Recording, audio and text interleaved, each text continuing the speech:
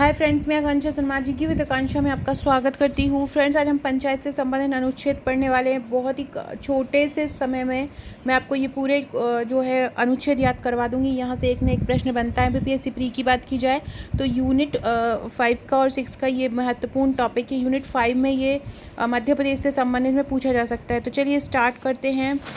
देखो, सबसे पहले जो ग्रामीण पंचायत, ये हम आज ग्रामीण पंचायत कर रहे हैं, तो फिर कल हम नगरीय प्रशासन से संबंधित अनुच्छेद और कुछ विशेष अधिकार जो दिए हैं राज्यों को, वो अनुच्छेद हम पढ़ेंगे ट्रिक से याद कर लेंगे तो आप कभी नहीं भूलेंगे। तो सबसे पहले पंचायत के बारे में ये याद रखिए कि संविधान की 11वीं सूची में पंचायतों को स्थान दिया है। ग्रामीण पंचायत को 11वीं सूची में और नगरीय प्रशासन को 12वीं सूची में। दूसरा है, किस अनुच्छेद में पंचायत का वर्णन किया गया है। अगर हम देखें नीति निर्देशक तत्वों में, तो अनुच्छेद 40 में ग्राम पंचायत का गठन का वर्णन किया गया है, क्योंकि पूरी पंचायत जो व्यवस्था है वो 243 अनुच्छेद के अंतर्गत दी गई है और ग्राम पंचायत का गठन अनुच्छेद 40 में वर्णन किया है। तो जो अनुच्छेद हैं 243A से 243O तक, वो आज हम पढ़ने वाले हैं।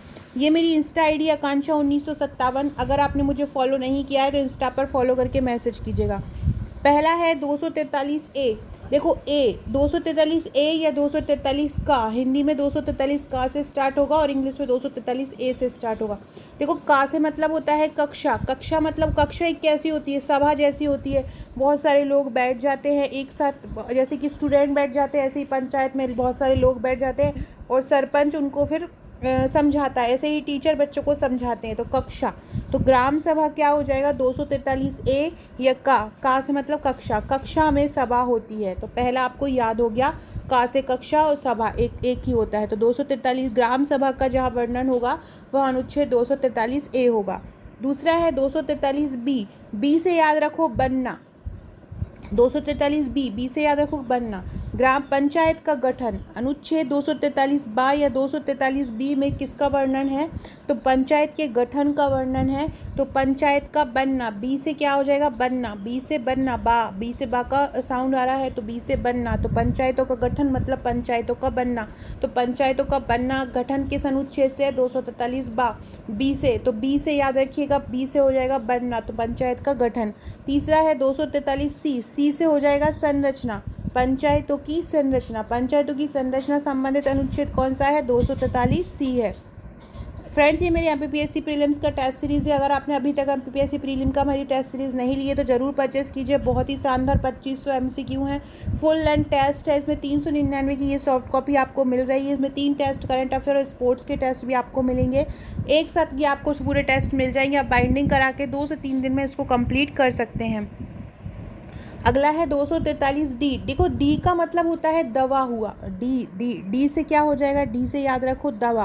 तो डी 243D में आरक्षण की बात की गई है।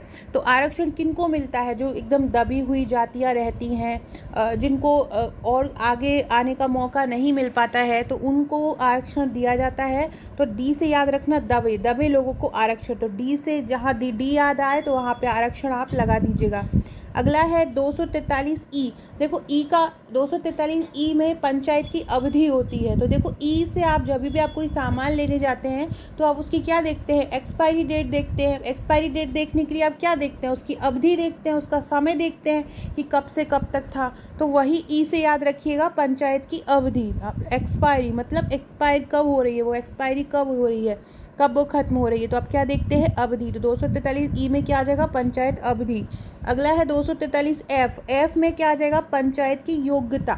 एफ में क्या हो जाएगा, पंचायत की योग्यता। अब योग्यता कैसे किसी की पता चलती है, अब जब कोई एग्ज़ाम देने जाता है तो या तो वो फेल होता है या पास होता है, तो फेल से भी योग्यता पता चलती है।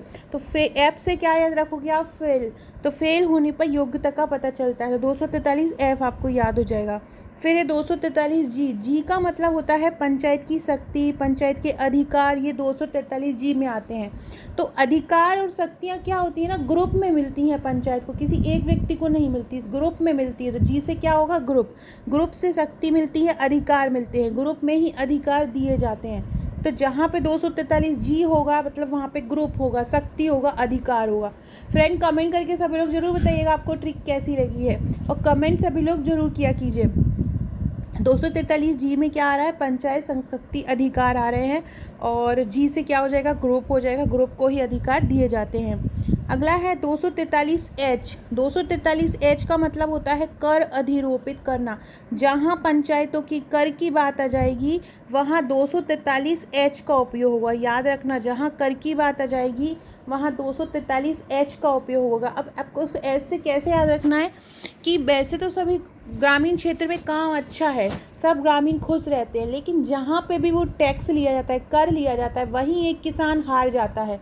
जहाँ पे ही किसानों को पैसा देना पड़ता है, जहाँ पे भी कहीं पे भी खर्च करना पड़ता है, तो व्यक्ति क्या हो जाता है, किसान क्या होता है, हार जाता है।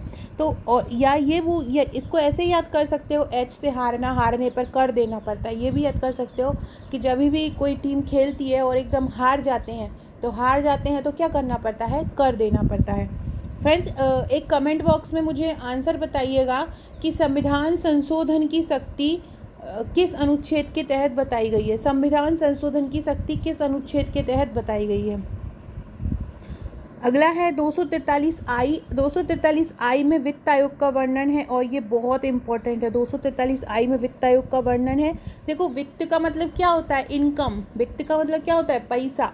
और 243 आई से क्या याद रख लोगे, इनकम। तो 243 आई मतलब इनकम, मतलब वित्त आयोग। अगला है 243 जे। जे का मतलब होता है जांच, लेखा जांच।